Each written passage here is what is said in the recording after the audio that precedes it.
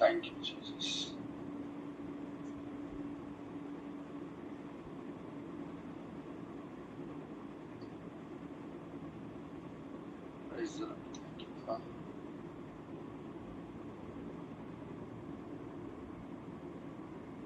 దేవునికి స్తోత్రం.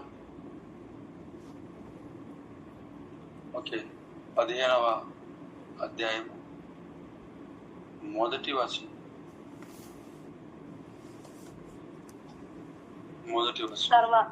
ఇది జరిగిన తర్వాత యెహోవా వాక్యము అబ్రహామునకు దర్శనమందు వచ్చి, అబ్రహామా, భయపడకుము, నేను నీకు కేడెము, నీ బహుమానము అత్యధికమగునని చెప్పెను.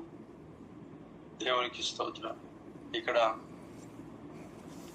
దేవుని సన్నిధిలో మనం చూస్తున్నాం 15వ అధ్యాయం మొదటి వచనంలో దేవుడు అబ్రహామునకు ప్రత్యక్షమైనాడు. అబ్రహామునకు దేవుడు ప్రత్యక్షమై ఈ మాటను తెలియజేస్తున్నాడు.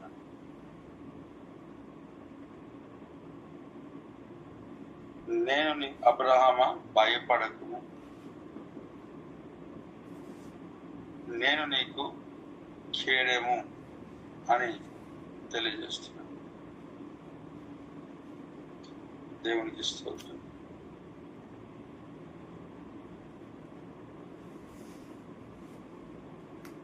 ఇక్కడ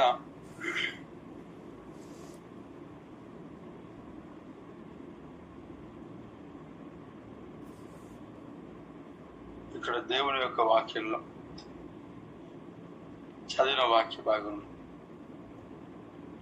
ఇవి జరిగిన తర్వాత, అంటే ఈ లోతు యొక్క కుటుంబాన్ని, అలాగే ఆ పట్టణ ప్రాంతం అంతటిని కూడా శత్రువులు పట్టుకొని వెళ్ళిపోయిన తర్వాత, వారితో యుద్ధం చేసిన తర్వాత, అవన్నీ జరిగిన తర్వాత దేవుడు ఒక మాట చెప్తా ఉన్నాడు. ఇవి జరిగిన తర్వాత యెహోవా వాక్యం అబ్రహామునకు దర్శనమందు వచ్చి, అబ్రహామా, భయపడకుము, దేవునికి స్తోత్రం, అబ్రహామా, భయపడకుము అని తెలియజేస్తూ, నేను నీకు కేడేమో అని అంటున్నాడు. దేవునికి స్తోత్రం. నేను నీకు కేడెము. మొట్టమొదట అక్కడ చెప్తా ఉన్న మాట అబ్రహామా, భయపడకు అంటున్నాడు. దేవుడికి స్తోత్రం. అబ్రహామా, భయపడకుము. పిల్లరా, అనేక సందర్భాల్లో భయము అనేది చాలా సందర్భాల్లో మనల్ని ఆవరిస్తూ ఉంటుంది. ఇప్పుడు సొదొమ రాజులను, అక్కడ శత్రువులను అందరినీ ఓడించిన తర్వాత, తరిమిన తర్వాత, ఇక్కడ మరలా ఖచ్చితంగా భయము అనేది ఉంటుంది కదా. మరలా ఒకవేళ వస్తే కొన్ని సందర్భాల్లో మనము కొన్ని అడుగులు ముందుకు వేసిన తర్వాత ఖచ్చితంగా భయపడతా ఉంటాం. అబ్రహామునకు భయపడకుము అన్నాడు ప్రభు అని అంటే అర్థమేంటి? భయపడకుము అని అంటున్నాడు అని అంటే భయపడ్డారనే కదా. దూతలు చెప్తా ఉన్నారు గొర్రెల కాపుల దగ్గరకు వచ్చి, భయపడకుము,